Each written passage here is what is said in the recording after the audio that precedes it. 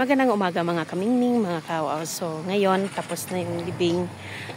Uwi na tayo guys ng Manila. So siguro mamaya mga 1 o'clock ng hapon is balik na tayo ng Manila. So ngayon kailangan natin bumalik doon sa pinagburulan kasi nandoon yung kainan. So kailangan muna natin talagang kumain bago tayo bumaba ng Manila. Tapos mamaya din bibili din tayo ng mga pasalubong natin.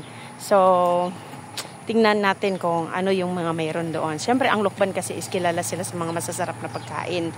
So, mayroon silang pansit habhab, mayroon silang longganisang Lukban.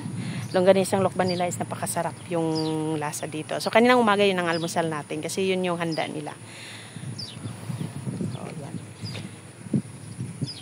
Ito, makulimlim dito at maulan. So ngayon tumigil man ang ulan pero makulimlim pa rin. At saka mahangin at malamig. Malamig yung simoy ng hangin.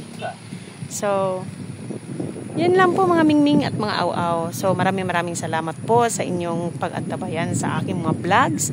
At suportahan niyo po ako lalo sa aking mga pinapalabas na vlogs. So maraming salamat po sa inyo. Bye bye!